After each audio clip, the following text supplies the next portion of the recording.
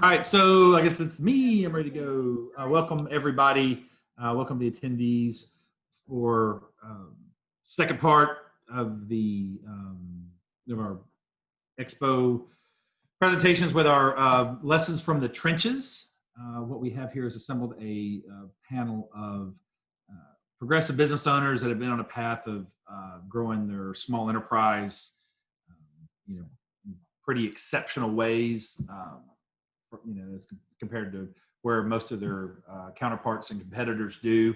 So what we, those of you who haven't attended one of these lessons from the trenches sessions before, we've really moved to this format for the first several years that I was a seminar sponsor of the expo, the first half dozen years or so. I did what most people do, which was just go up as a subject matter expert and share my knowledge and expertise. And then one year we had to, Bill and I, they moved the dates of the Business Expo kind of, a couple of months out.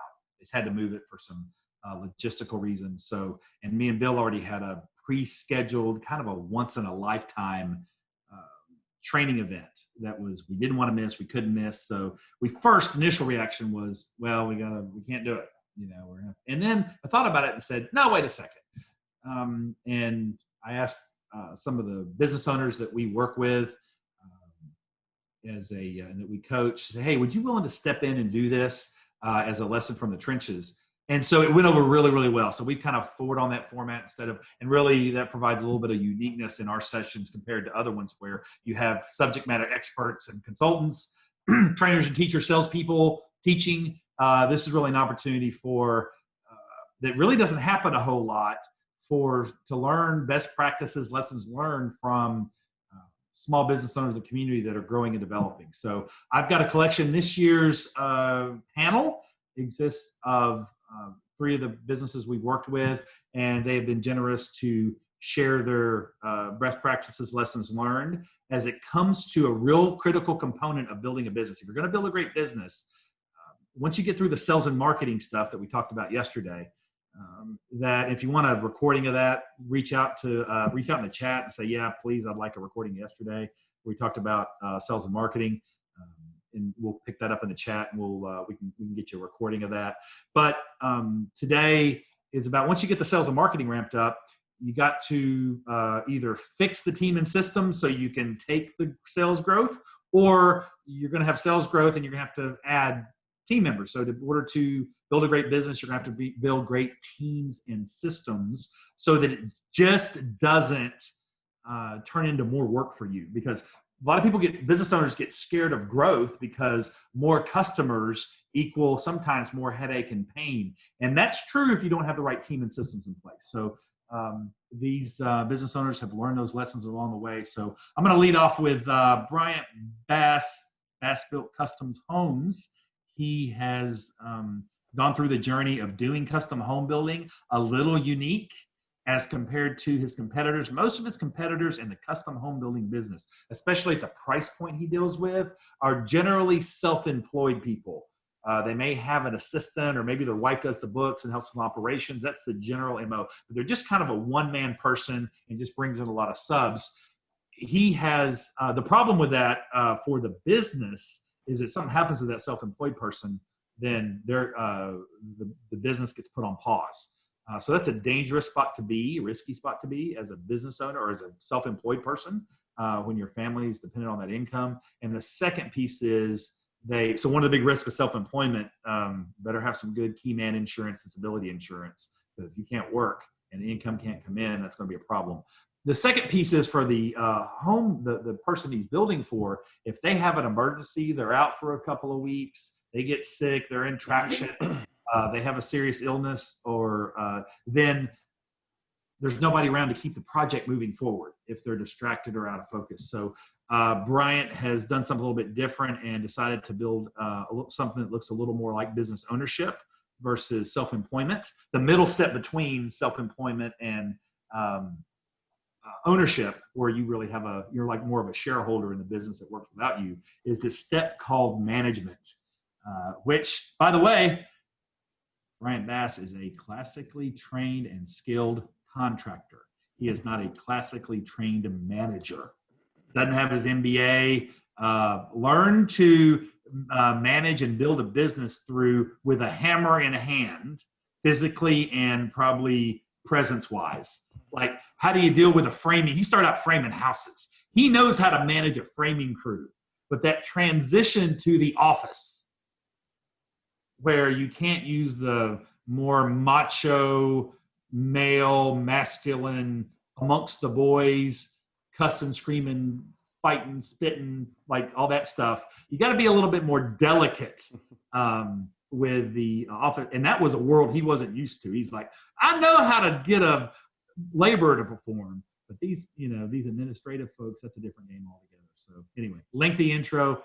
Bryant, what were your lessons learned along the way? Hello, everybody. My name is Bryant Bass Built Custom Homes and Renovations. Thanks for the intro, Reggie. Thanks for everybody else being here. It's great to be among these awesome other business owners and be a part of this expo. Just a little bit about us. As Reggie said, I came up as a framing contractor and made the transition to a general contractor over a period of time. We basically focus on higher end homes with a little bit higher price point.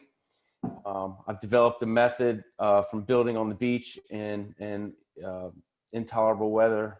The weather we have here can be pretty tough with hurricanes and North Carolina heat and humidity and all of that stuff that we like and dislike about our area. We've developed some practices on building homes that have been able to stand the test of time. So with that, we kind of stick to a certain type of clientele. But Reggie's absolutely right. I came up out in the field where, we wore tool bags and listened to, rock music all day long and framed houses, and then transitioning from that to an office environment where I had accountants, I had an office administrator, superintendent. It was a difficult road for me to learn how to manage people and not just, I guess, for lack of a better word, scream and yell at them like you did out on the job sites. So, after a period of time of struggling and not really getting where, actually doing a lot more work with a lot less reward, would sit back and think about how nice it was to just go frame a house again, because we made more money and had a lot less headaches. And the other thing too is with all these practices that we learn, working with Reggie and Bill and all the other business owners through ActionCoaches, I've also learned how to handle my clients as well, which is a skill in and of itself. So I'll kind of cut to it. So a couple of the big things that we've learned with working with ActionCoach and Reggie and all that is when you're developing a team, the old way is, I'm the boss, you're my employee. You do as I say. But, now we kind of take a little bit more of an approach of, I'm still the boss, but, your input and who you are, to try to get to know the person and allow them to take a little bit of ownership in what you're doing. And one of the ways of doing that is having one-to-ones. So we work a lot with our team, doing either weekly or bi-weekly one-to-ones, where basically the first 30 minutes, about a 30-minute, 20 to 30-minute time with them. And we give them the first 10, 15 minutes for them to talk. And then I usually have a subject that I want to touch base on, but I give them top lessons that they've learned for the week, top successes that they had during the week, and top challenges they may have had during the week. And I help work with them to get through these things. And one of the great things about doing that is it has allowed me to get my expectations to them so they understand what I'm looking for. And then when they're talking through their day or their week, I can help guide them with a little bit more of my vision versus me just going into the office one day and saying, hey, everybody do this. So it kind of gives you a little bit more personal aspect with the individual, gives them time to speak and say their mind. And I tell them that this is an open time. If you've got an issue and your issue's with me, speak freely and let me know so that we can we can solve the problem and it just doesn't kind of lay underneath.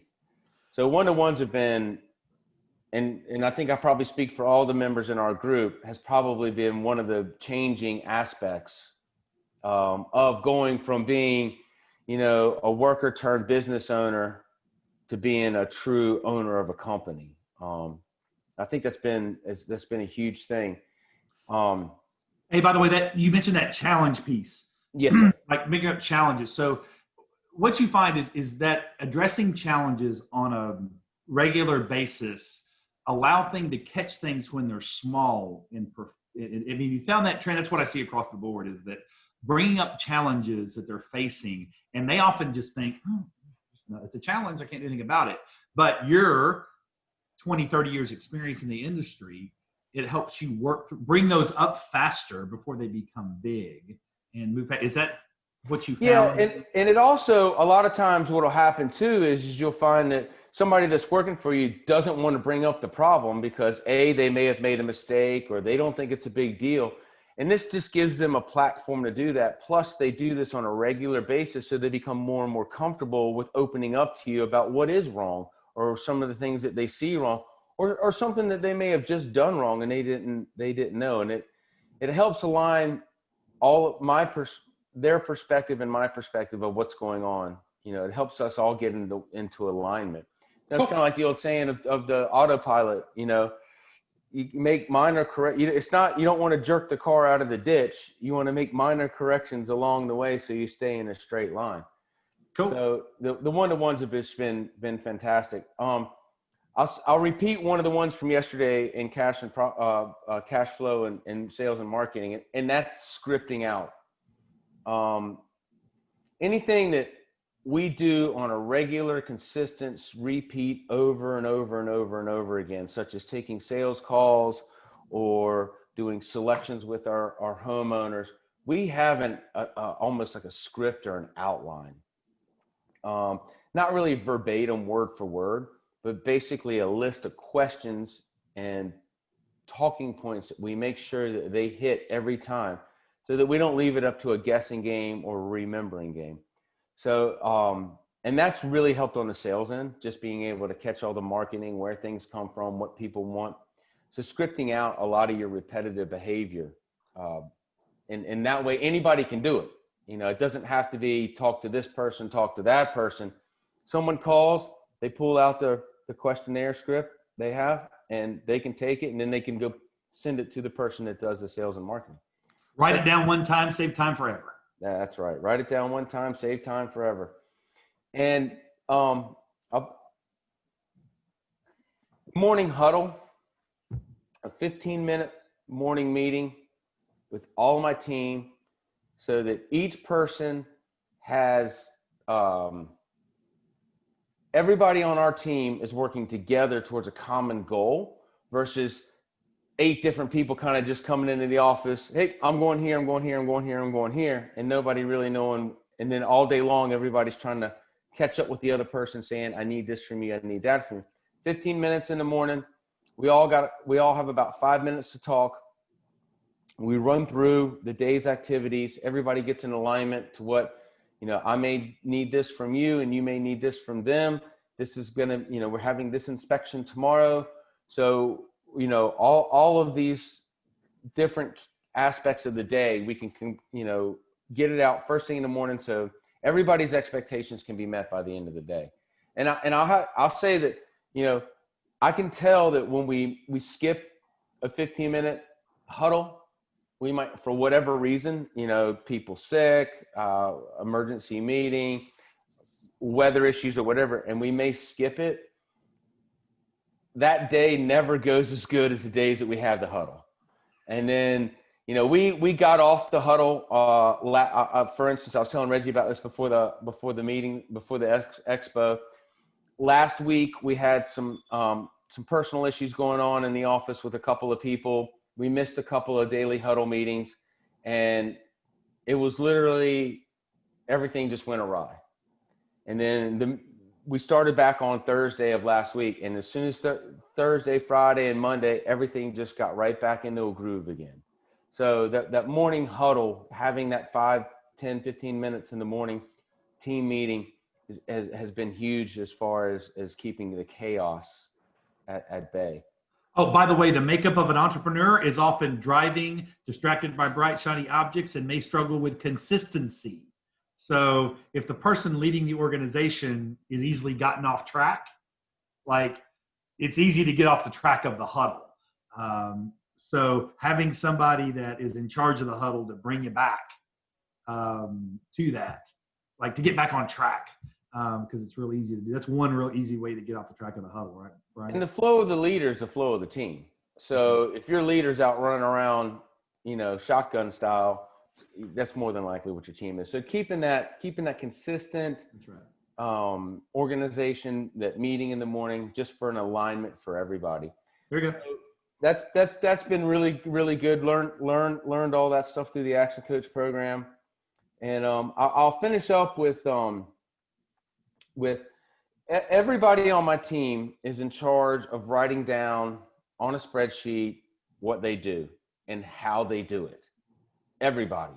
And I review that with them pretty on a monthly basis.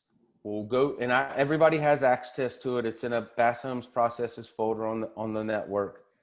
And I have everybody write down, everything from how they come in the morning to what they do throughout the day.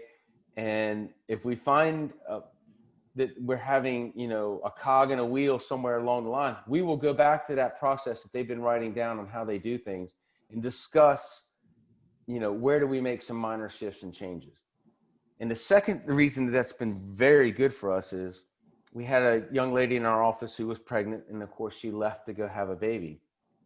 And then the first week, everybody's kind of going, what do we a lot of the things she was doing, we didn't know how to do it, or all the little steps. So that was what got us on this path of writing everything down that each individual does, so that when they're not in the office or they're not doing, not here, they're out on leave, whatever, maternity leave or whatever, somebody else can pick up right where they left off. So those have been the kind of the four big things that we've done to really kind of take us from being a small shop to a big shop.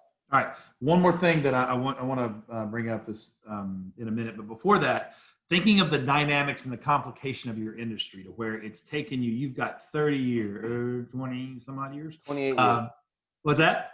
28 years. 28 years of home building experience up here live, all the intricacies, like it's all in your head, it's second nature.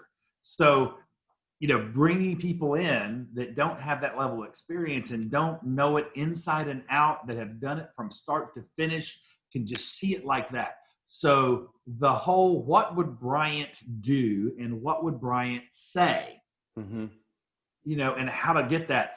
The challenge that you had along this journey is ramping people up. So in systemizing that process, that's all the getting it out of your head, where most things set with most experienced technical business owners, and putting it down a system so other people can follow it. So you're not crippled and tied to, like, I got to be there to remind you about this, or remind you about this, or remind you about that, or remind you about that. Is that anything else to expand on that? I know that's my perspective of that. But. No, you're absolutely right. So on building a house, the old saying is there's 50,000 parts in a house. So, and I currently have all 50,000 parts just drilled in my head over the years, and bringing somebody in, even if they have a college education in construction management, knowing where to look and when to look at things on a job, that just comes from experience for me. Cause basically I've made every mistake there is to make 5 times over. So writing all of that down and keeping a consistent list on how you build, that's been my process, is how to build a house. So I've been writing down how to build a house, and I have it listed out. And every time we find a problem, or we should have looked at, or we should have done, we'll add another step to that. My superintendents have all these in their folders. And basically that's how our calendars for building a house is built. So just, getting the team to understand, especially if you're a lot of trades guys have this problem. they're a trade guy working for somebody. They start their own business. They go from one helper to 5 trucks on the road. And then they wonder why the guys in the trucks aren't doing it the way they want them to do it. It's because they never wrote down a process for them to do it. They never showed them where the sticky points are going to be. And, I hear so many plumbers say, well, he should know that. Well, if you know that, you should have told him that and then taught him a place, or gave him a checklist or a spreadsheet or something for him to run down the list, check, check, check, check, check, check. I mean, even today, we made a new one today for our guys this morning. We're having a problem with time expectations on getting things done with our guys. So I was like, well, how do we fix this? Maybe they just don't understand what our expectations are. Or maybe the estimator isn't estimating enough time. We got to find out where that is. And the only way, test and measure. If you're not testing and you're not measuring what's going on, you can't fix it. So yeah, you're exactly right. It's just getting what's in your head out on paper. All right, cool. Good. Well, thanks, Bryant, for sharing those things and some of your experiences and lessons learned along the way of systemizing and building a team, which is something that's pretty exceptional and common, especially in the custom home building realm. Most people don't, it's hard. And because of that whole dynamic of all the things in your head. So most custom home builders just don't bother. So good on you for making the climb and to come a long way in the few years that I've known you. So good on you. Thanks for having me. Betsy. All right. So you've been at this business ownership game for quite a while. Betsy, for those you don't know Betsy, she owns the Wilmington institution that is Copycat Print Shop. For some people, Wilmington's best kept secret in printing because it was hidden off in the back corner at Oleander Drive. So now you guys are moved into a new location on Kerr Avenue, expanded, growing quickly. May have already outgrown it. May have to go up a second level. But, and you've had, man, just from a team turnaround perspective, man, it's been tremendous over the last, what have we known each other, 2.5, 3 years? Just more than just 2, like 2 years. Just a little over 2. So the change has been dramatic. Dig in and talk about some of your, and you're a tenured business owner. You've been in the ownership seat for 16 years. Copycat's been around for 50. And, when we first met, you came looking for answers, frustrated, blaming those darn millennials. Or like, how do you relate to these darn millennials? And we found out it wasn't a millennial problem. It could have been a Betsy problem. So she's learned that. And all of a sudden, by the way, once some problems got fixed, got hiring better, she's found a bunch of millennials that are high performers. So so anyway, she's anyway there. So talk about some of your lessons learned through the turnaround of team that was from where it was then and where it is now. Yeah, thanks, Reggie. I'm happy to do that. Good morning, everybody. When I started with Reggie a little over 2 years ago, it was not unlike Chef Robert Irvine going into a restaurant, Restaurant Impossible, and asking all these questions like, why are you doing that? Why are you doing that? I mean, he doesn't have the same English accent, but he was asking the same kind of hard questions. And I didn't have any answers.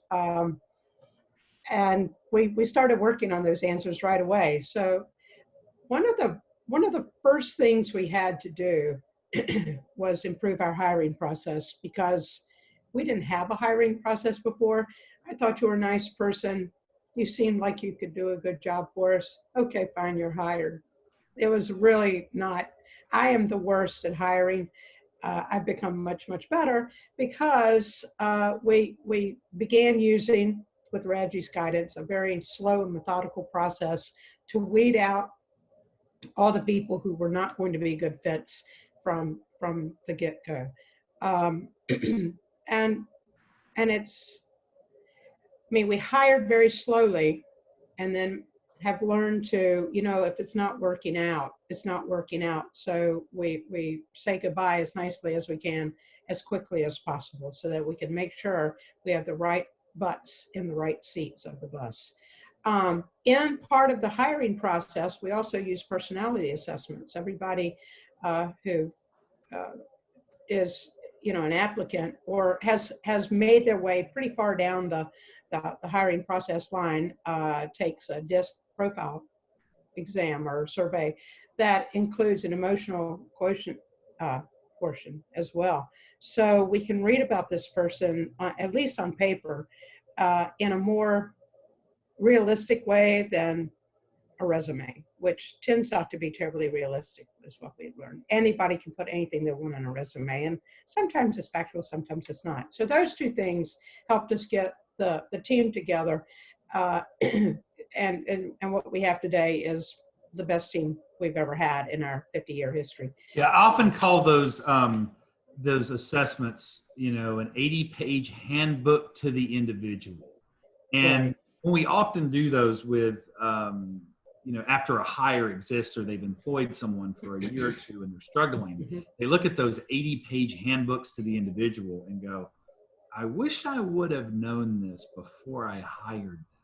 I would have made a different decision. So being able to have that info in front, so you can't so you don't have make the small investment in that up front, instead of the huge, exponentially larger, several $1,000 cost of making a bad hire. They say sometimes like making a bad hire can be anywhere between 5 to 10 times their annual salary. Is the true cost of that. So investing just a little bit up front and assessing, looking under the hood. I like how looking under the hood. And let's get through all the behavioral adjustment that happens in the interview. They're modifying behavior dramatically in a sense. So protect them from themselves and getting to a bad role because they want the job, or protect them from yourself because you've gone to the grocery store hungry. And you're interviewing in that mode, and you're like, oh, I can fix them. I can fix them. I can fix them. So now you know the truth. Anyway, go ahead, Betsy. Right. So all of that's 100% true. And it's really important as well to refer back to those surveys on a continual basis and then share them with the team as well, so that everybody knows as well as they can what's under the hood of their team members. Fairly early on, we made, and this was an incredibly difficult decision for me to make, to close early every Friday afternoon. We would close at 1 o'clock on Fridays, and we spend the next 3 hours meeting as a team. And that includes training and development. It includes strategic thinking. Occasionally, it's a team building event, like going to an escape room or going to Battle House or what have you. But it gave us the opportunity to do a lot of work in our team meeting that we don't seem to have time to do throughout the course of the day. And we get to hash out a lot of things as a team, troubleshoot, look toward the future. Out of our team meeting, not that long ago, within the past few months, we created a 6-point culture statement. This is who we are. This is what we collectively believe in. And, we have it up on the wall of our common area at the front counter on custom wallpaper that we created. Oh, little plug there, sorry. But it's just visible to everyone. And that was good information that we worked on and came out of our team meeting. Right, and really what you do is take, the nature you didn't have the time to take because you opened and just went. You went till closing and you left. Hit the ground running the moment we opened the door and fell on our faces the moment we locked it. Yeah. So in taking the moment, like to grow the business, you had to grow the team, had to communicate, had to have time to do the things to improve. So taking out, 7% or so of the week, taking out 5 or so percent, the math, of the week, it's like 7%, to be able to, to work on growing the team and improving and communicating, to sharpen the saw, so that, you guys could grow and improve, and really a commitment to long-term excellence. Right. I mean, like you said earlier, growth is scary. Well, that was a part of our growth, and shutting the doors on 3 hours of business just seemed like the scariest thing, and felt to many of the team at that time like a tremendous leap of faith. It felt that way to me as well. Like Bryant said, we have weekly one-to-ones. When we first started doing one-to-ones, I did them all. That's not the way it works anymore. I meet with my two managers. I have a general manager and a production manager. I do those one-to-ones, and then they handle all the rest. And those are great opportunities just to get to know your team better. I mean, you learn about what's going on with them outside of the workplace. If something's troubling them at home, guaranteed it's going to trouble them at work, because it's really hard to check the big stuff at the door. So if you have better insight, if you're more empathic toward their situation, you can help guide them a little bit in throughout the course of the day. We also huddle not once but twice a day. We begin with a huddle about 15 minutes after opening. If someone happens to call or come in, we say, well, we're having a 5 or 10 minute meeting. Sorry, just need to hang tight. We'll be right with you, unless this is a printing emergency, and they do in fact exist. But then we realized that huddling in the morning wasn't enough, because there are so many, kind of like in the world of building, we have a lot of moving parts, and things can happen very, very quickly. It can have the feeling of a short order kitchen around here. And so we decided to start huddling in the afternoon as well, about an hour before closing. It's like, okay, what did we get done today? What are we going to be working on tomorrow? Who needs help with what? Just quick round the horn sort of thing. Afternoon huddles are usually shorter than the morning huddles.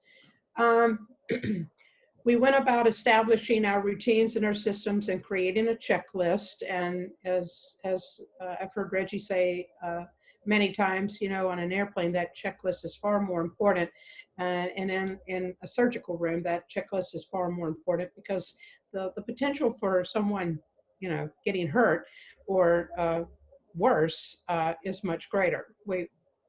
Our idea of a bad day may be a paper cut, but it still helped us eliminate a lot of time being wasted, materials being wasted, just more efficient way of working all the way around. I feel like I had one other thing, but I think I brought the culture statement into my weekly meeting decision. Oh, and by the way, everyone isn't simply encouraged to grow both professionally and personally.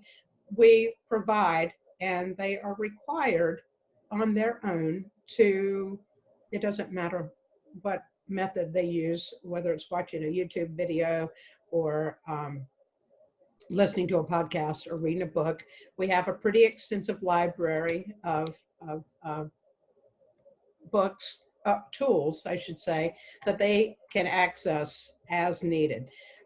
We will occasionally all read the same book at the same time. I'll order however many copies of a book and, you know, share it. And we'll have like a little mini book club during team meeting. But they're also supposed to be doing their own work and their own personal growth, because if they're not growing, we're not growing. It all goes hand in hand.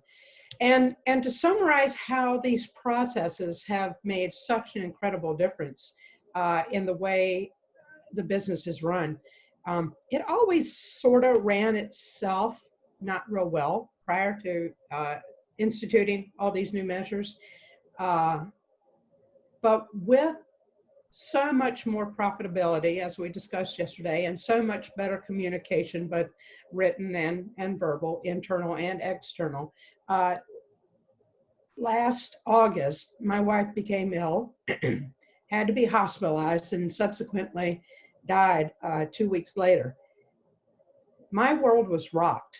I was effectively in the fetal position, even though, you know, I was upright, but I wasn't able to come to work at all. I was AWOL for, I don't know, Reggie, 2-3 months, maybe. I was just like, yeah, text me, call me, don't look for me. I don't think I attended a team meeting until maybe late November. Had the systems that we installed prior to that not occurred, I probably would not have a business today with the way it had been run previously by me, and now with COVID in the past 6 months, you know, or however many months it's been, I've lost count. But because of the work that we did, the business was able just to chug along profitably without me being involved in a day-to-day basis. And that is actually my ultimate goal. On October 9th, I will celebrate my 39th work anniversary, and I've drawn a line in the sand that I'm going to retire in 2021, which will be 40 years. So I want these processes to work very well. Yeah, personally. Yes. So thanks for sharing that that story. And a lot of business owners run the risk of being required to be in their business, and you were no different. Like, I mean, you said it ran itself, but you had to be there. If you weren't there, cracking the whip or making adjustments, if you weren't there, it made a difference in the performance of the business.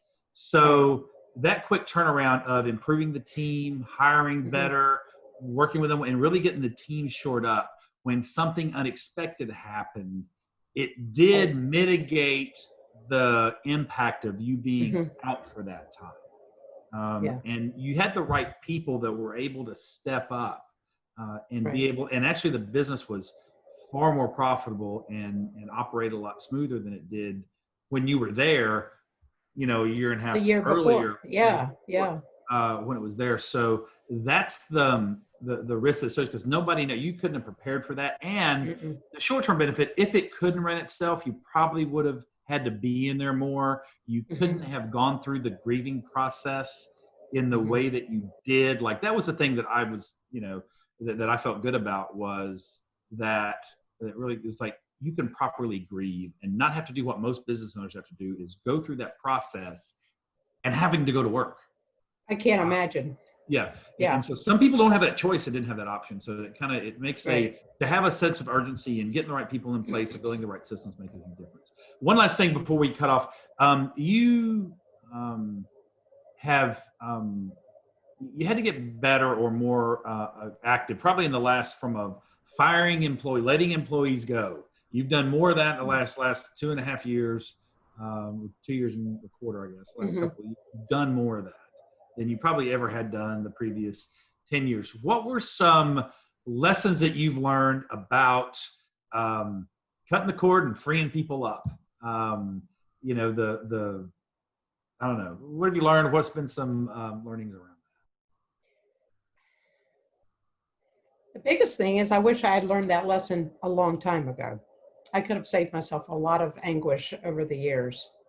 I mean, that's really the sum total of it. It's never going to be easy. It is someone's life you're talking about, not whether they live or die, obviously, but you're having an effect on them. And if they can't be coached up, and that you've done your due diligence and you've given it your best shot, and you simply have the wrong person in that position, it's kind of a freeing experience for everybody involved. The team really appreciates it when you do that as well, because they are usually coming up to you after the fact saying, "What took you so long, man?" That they always know this before you, and they never share it with you, and that's annoying. Yeah. When you fire them, they're like, "Oh, thank goodness, because that guy was right." I caught him sleeping in the back, and he was this, and you start to search email, and then you find they were sending their resume out on company email. Recently. Yeah, you've gotten good at this. Like, you saw it, like if things were bad in the honeymoon, right, which they were in this case. Like, if you're in the honeymoon phase and this isn't good, then it's a good time. We're going to have this marriage annulled very quickly. That's right. So the faster you can get to the bottom of that, guys, you know what, this isn't the right fit. We need to free you up for something you're better suited for. Right. And we wish you good luck. Yeah. Well, good, Betsy. Congrats on all your, success, and thank you. Life's surely better on the backside of all that. By the way, we are talking about we kind of throwing out some terminology and just kind of frontline experiences. If you'd like a little more detail around some of the things we're talking about in regards to, hiring process and one-to-ones. And by the way, if you ever want some of those assessments, we can offer those to you. We do provide those, or an authorized vendor for an incredible HR validated assessment suite that we have at our disposal. And by the way, the big companies, they all use them. So they understand the cost of that hire. So, and also if you want to, my toolbox fell off anyway, I'm going to reach around for it. But if you'd like some more detail, Business Toolbox, love to give you one. It's got more detail and more education and backstory and around some of these practices, principles.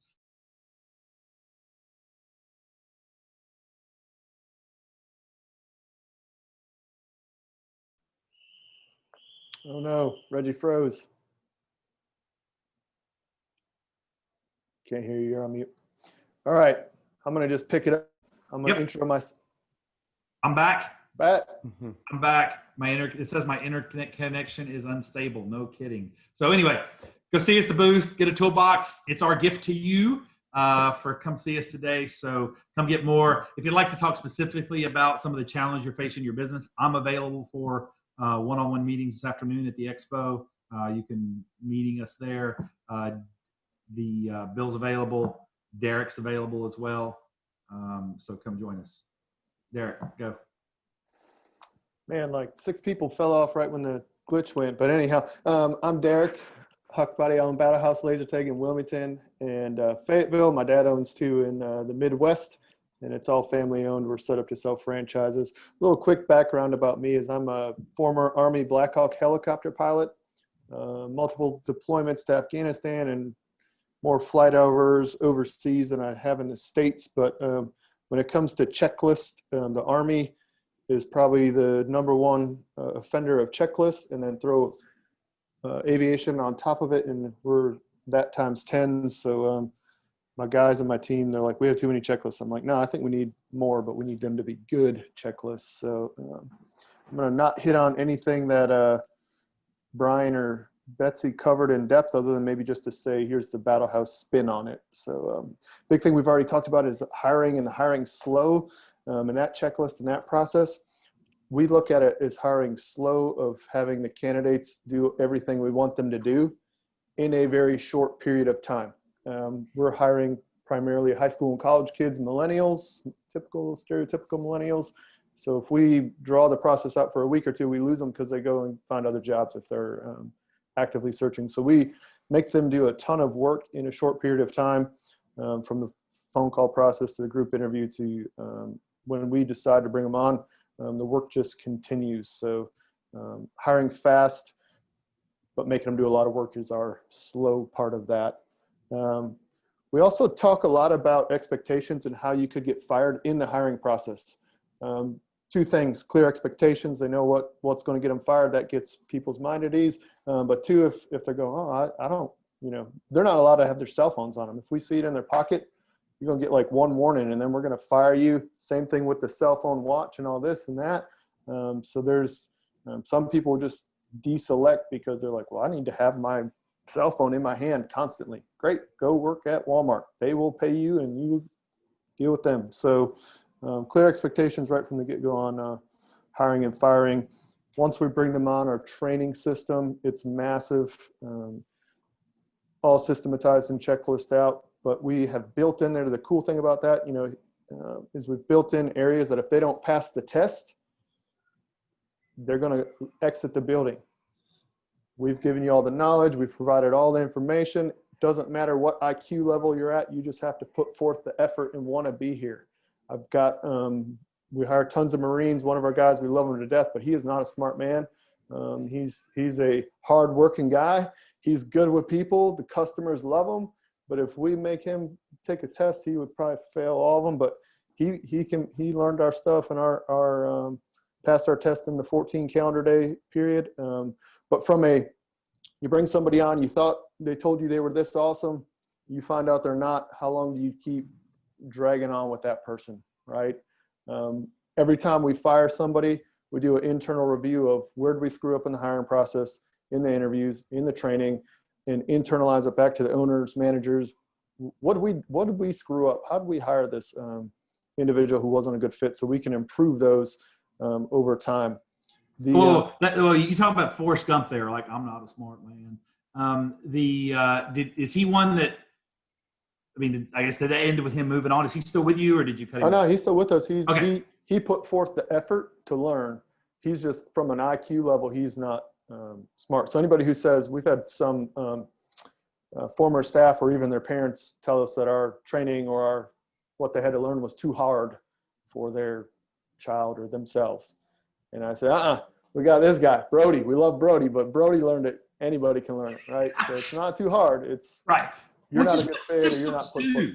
right. Yeah, systems can take somebody that's not real bright, but you can follow a system. It can make somebody below average or somebody average above average, and it take the above average and make them a superstar. So generally, systems can help people level up one or two runs. Betsy says Brody's great. Betsy and her ladies love them some Brody. So I mean, he's an awesome guy. But it was, how do we take the McDonald's, the Subway model, because it's all the high school students, college students, and get them to all perform as a team, because they're all they're doing their part of our system. So the firing process, when we started Fayetteville, I had to hire like 20 people in a month. So anybody who's like, gosh, I got to hire one person, I'm stressed. I'm like, we had to hire 20 people in a month, get them all trained, open up, run operations for not super high, all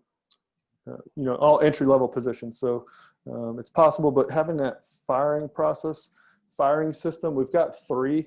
So depending on which one we need to use, we've got 3 different systems to fire people, but it's a systemized checklist of one, making sure if there's been issues, we've worked with them, corrected them, given the opportunity to retrain, fix themselves, etc. So when it comes time to fire them, the conversation is more so, hey, we've talked before. Here's where you screwed up. Here's where you screwed up. Here's where you screwed up. Like, you're just not performing at the level we need you to. It goes from being anything that's argumentative or emotional to just, hey, we're going to free you up. You're not a good fit here, and here's why. And it shouldn't come as a surprise at that point. And almost 85-90% of the people we fired, especially males, return as customers. Some the same day. Some that had an emotional breakdown, cried, and just, oh my gosh, I'm getting fired. It's the first time I've ever been fired. It's not a big deal. We make it into this smooth transition where whatever you need in the future, if we can help you get a different job or get into school that's a good fit for you, we'll help you. These guys come back and play laser tag, 1, because it's fun and there's not much to do in either town, but 2, because we don't try to crush their spirit or be mean to them on the way out the door. Even the ones that are really some knuckleheads and, maybe didn't get, maybe got a little bit of an adult conversation on their way out the door. They all come back to play, which goes back to the system. The phenomenal part of that, by the way, is here's somebody that works somewhere, an amusement type environment to where they work there. They played for free. One of the first things they do, interestingly enough, I found a phenomenon that after being fired, they come back and pay to play generally within a week or 2. And sometimes the same day. They're like, hey, well, can I come play? And we'll plop down their good hard-earned money to come play in an environment where they used to work for free. And so that is good firing as opposed to, burning bridges out the door. Which is one of the guys we fired who has spent almost $1,000 with us since we fired him, because he just comes out. He's VIP customer, right? Just wasn't a good staff member. So still a nice guy. Still we still all treat him with respect. And in the firing process, we switched from worrying about them as a staff member to treating them as a customer. Like, because they're going to be in Wilmington. Everybody knows everybody. Their mom or dad or grandma or grandpa. We still want to have that goodwill in the community where it's not. I literally ran into a young man we fired. His girlfriend's mom at Ace Hardware. And she was like, oh, so-and-so used to work there. I said, oh, yeah. But she was like, yeah, he's a knucklehead. I'm like, yeah, no, he's dating a daughter. So we're going to see him in the community. We're going to run into their friends and family. And we don't want it to be like, hey, we didn't put forth our effort. Mm-hmm. In that hiring system, and something to systematize, is the referral bonus for your staff members to bring their family, friends, their referrals for the who that we talk about with that book. But who do your staff members know, and how can we monetize that? So if they bring us a great hire who shows up to the interview, we hire them, train them, they stay on. Depending on what industry you're at, might determine the bonus level that you're going to pay out to them, but that motivates people to bring their friends. If you put it out to all your staff and they don't want to bring their friends, family, or network to work with you, you probably have culture issues you need to work on, because they're like, no, this place is terrible. Why would I sign up my buddy to deal with this? You know, I don't want anybody else to deal with this, you know, place. So think about that if you test that out and it's not working. Betsy hit on learning. We do the book club for the managers as they move into the assistant manager or manager roles. We have, you must read these books to catch up with the rest of us. It's not optional. You got to do it quick. Once you get caught up, then we'll get you into the normal rotation of every month or every other month that we do book club. And one of them that I highly recommend, it's written by Navy SEALs, but it's extreme ownership. It's getting everybody to take ownership of every aspect of the business. And if I can get the managers and assistant managers to do that, me as the owner don't have to be there, because they're treating it like it's their place, their business. We review that book normally about once a year. All right, Derek, by the way, are reading a printed book a requirement of book club, or, you know, if they're more auditory, you know, is listening to an audio version of that okay? If they want a printed copy, I'll buy it for them if they can't find it in the library. But most of them listen to it on Audible. Okay. So whichever fits their mode of learning. Style. Depending on the length of book, you know, if it's a short book, we just read one that was 3 hours on Audibly. So we only gave, 2.5, 3 weeks to get that one done, versus if it's a 10 or 12 hour book, hey, then we normally break it up into, like, read the first half. We'll do learning on that, conversation on that. We turn that into a good manager team building thing. For both locations, we meet either physically or on Zoom, buy everybody lunch or breakfast or whatever, so it becomes breaking bread with all the managers, having that building community and everybody getting to know each other that way on Battle House. Good. One issue that it ties directly into the extreme ownership is the mindset and trust issues for managers and staff. And a lot of the other business owners I talk to, I can't have so-and-so do it. I'm the only person. They're either got the Superman, Superwoman syndrome, or I can't trust my staff to do that.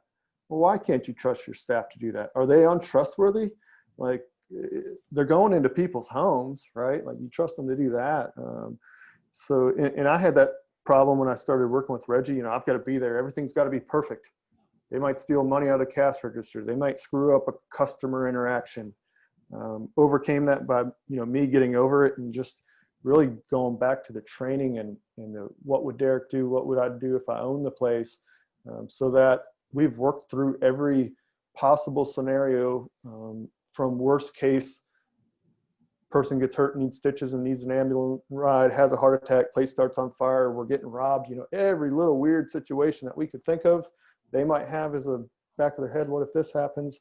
And just talk through, hey, here's how I would want you to deal with it, or how we think we should deal with it. But if we've dealt with the worst case emergency, all the other little stuff becomes, oh, well, just start it halfway down the checklist and do that portion. So that, especially as I move new managers in, I had the general manager in Fayetteville quit on me in short notice. He gave us 2 weeks notice, but that's short notice for a general manager. Our goal was to get him out of the building in 4 days, move the assistant manager in place. I had to work a little bit extra and just get her trained up quicker, but hey, we moved him out. She knew the system. She's been in the, the weekly meetings, and the transition time was minimal because it was like, well, let me just give you access to these couple other spreadsheets that you didn't have before. We'll talk about them and we'll go from there. So let me kind of direct you towards what you guys are doing. One of the big challenges that business owners face in building team members, it's a very tough employment market, especially in the trades, service industry. It's tough to find good people. Unemployment's, even with the COVID stuff going on, unemployment's still, historically low. What have you done to spur on or recruit? Talk a little bit about how you're incentivizing your team to refer folks. Yeah, so I'd have to go look at what our current amounts are, but if they get somebody to attend Like they, hey, we're going to hire, here's what we're looking for, send your friends and family. If they make it through the phone screening and we've invited them to the group interview and they show up to the group interview and they're not a dud, like don't send me all your terrible buddies that are half stoned showing up here and I'm going to just pay you out. Like if I get somebody who's good, they show up to the group interview, we'll pay you $25 cash. If we decide to hire them, then it's $50 cash. If they make it through training, it's another $50. And if they stay here for 3 months, it's $100 or something. So we're, you know, a couple $100 cash that they're just getting as that person stays here. Other industries, right, add a zero to those to motivate to get higher level people. But also as a management team, when I throw this out, like, hey, if we do this plan, is that enough money for y'all to do it? And it used to be lower and it wasn't getting the result we want. Let's bump it up. Let's bump it up. So, all right, now we're getting you guys to refer your friends. We've found the level, the dollar amount that's going to motivate the guys and gals currently. Yeah. So making sure that you incentivize it and dip in reward, because your best team members are going to come by referral, either through personal or professional networks. You know, unfortunately, the pool of good quality workers that are active on the job market, looking at job boards, those kind of things, by percentage, is a lower quality employee by percentage. There's a reason they're looking for a job. Best workers work for somebody else. If you can spur on referrals and reward, pay a bounty for even not just a hire, but also here's a little something if they make it through the screening interview. You know, if they can make it that far to where they make the screening interview, here's a little reward, and then here's another reward for the next step. And you know, for longevity, that's where the bigger reward is. So I highly recommend if you're looking for add great people. Life's a lot easier. You'll look like a much better manager, leader, and coach if you have better players to work with. So part of that all comes with recruiting, scouting, and working folks' networks. Best folks, they're not on the market very long. A closing one real quick, Darek? Yeah, the last one, just that we kind of do. I mean, we sell team building, we sell fun. So creating that culture of fun at work is easy for us. It's still work, but how do we do it? We've done stuff in the past where we sponsor, you know, we joined the dodgeball league a number of years back before I had too many kids. I played with them and hurt my arm because I'm old. But just kind of keeping that going, where how do we make stuff fun for the managers and the staff to have fun outside of work?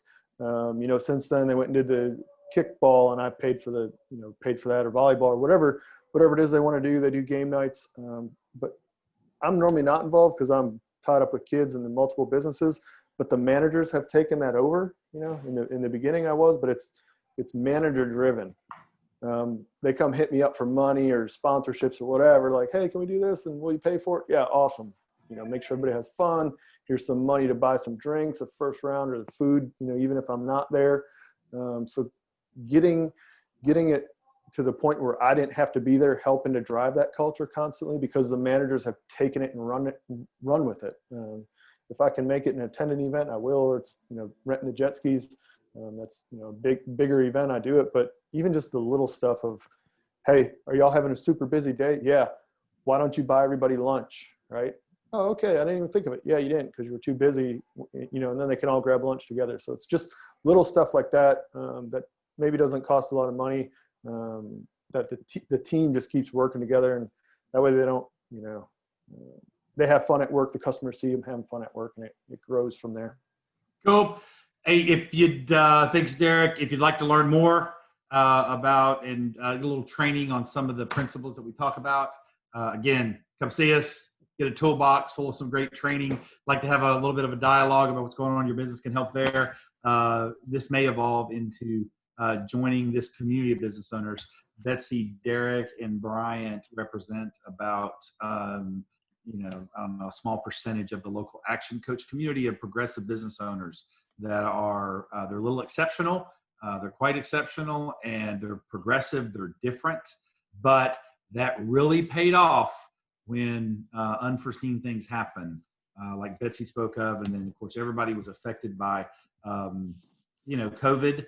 And what we've seen is they're outperforming their peers, colleagues, and competitors. and because they're on their toes and they were ready and in shape to be able to deal with a crisis. And quite honestly, right now, they're scooping up team members from business owners that weren't, and they're also buying businesses from businesses that can't, buying business from owners that couldn't handle it. So they're in shape, they're ready to go. If you want to join the ranks of those and get some of the, love to have you, love to talk more about what that looks like. So thanks you guys for joining us. Any questions, come hit Bill, Darek, or I up, you know, in an appointment this afternoon. Can't make it there, then we're easy to find. Action Coach, we're not hard to track down, so come see us. Thanks, everybody. And then anything else, Rob? You still there? I think we're good. All right, good. Thank you. All right, thanks, Rob. Take care.